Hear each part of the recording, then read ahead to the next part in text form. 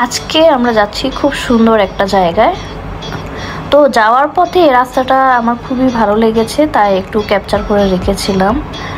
আসলে মালয়েশিয়াতে আমি যখনই ঘুরছিলাম রাস্তা দিয়ে, তখনই আমি চারপাশে দেখছিলাম আর মুগ্ধ হচ্ছিলাম। চারপাশ খুবই সুন্দর ছিল, কোনটা রেখে কোনটা আমি বাদ দিব সেটাই চিন্তা করছিলাম। তো আমরা আজকে গিয়েছিলাম মাহা টাওয়ারে, মাহা টাওয়ার দেখার জন্য। এটা হচ্ছে মাহা টাওয়ার। এখান থেকে আপনি চাইলে উপরে উঠতে পারবেন, উঠে আপনি পুরা ভিউ দেখতে পারবেন, চারপাশে সমুদ্রের ভিউ।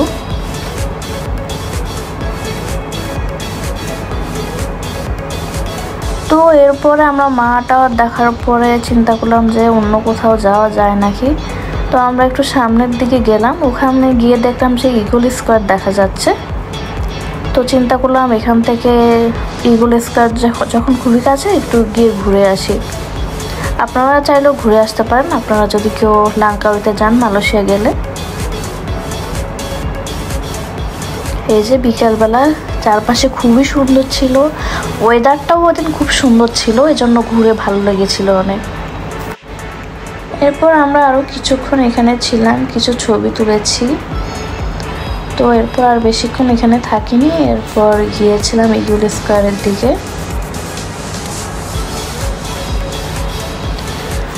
এই যে ইগল স্কোয়ার, এটাও অনেক সুন্দর একটা জায়গা।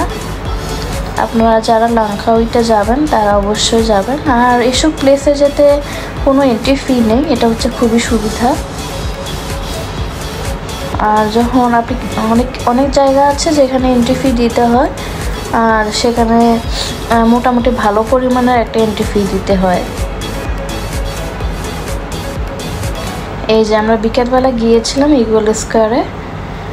মাহা টাওয়ারে যেমন খালি ছিল, কিন্তু ইগল স্কোয়ারে কিন্তু অনেক লোকজন ছিল।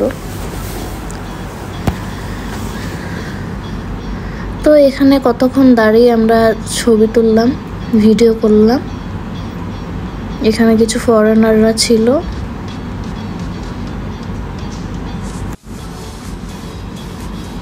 আর এই যে দেখুন, আমরা এখন ইগল স্কোয়ার থেকে মাহা টাওয়ারের ভিডিও করছি। দুইটা জায়গায় খুবই কাছাকাছি ছিল। এরপর আমরা বেরিয়ে গিয়েছি। এরপর আমরা ইগল স্কোয়ারের সামনে একটা বিশাল পুকুর আছে, সেখানে গুসাপটা দেখলাম, আর দেখে সাথে সাথে ভিডিও করলাম, আপনাদেরকেও দেখাবো সেজন্য। আর এখানে অনেক মাছও ছিল, সাথে অনেক কচ্ছপও ছিল। অনেকদিন পর দেখলাম এই গুইসাপ আর কচ্ছপ। আর এটা হচ্ছে সন্ধ্যায় ইগল স্কোয়ারের ভিউ। তো এরপরে আমরা লোকাল একটা জায়গায় গিয়েছিলাম। এখানে সমুদ্রের উপরে অনেক বড় একটা ব্রিজ করেছিল, কিন্তু এটা এখন কোনো কাজেই লাগায় না। কেন যে ব্রিজটা করা হয়েছিল আসলে আমি ঠিক বলতে পারবো না, তবে খুব দীর্ঘ একটা ব্রিজ ছিল এটা। তো এখানে আমরা সানসেট দেখতে এসেছিলাম, এই জায়গাটাও খুব সুন্দর ছিল। তো আজকে এই পর্যন্ত, আল্লাহ হাফেজ।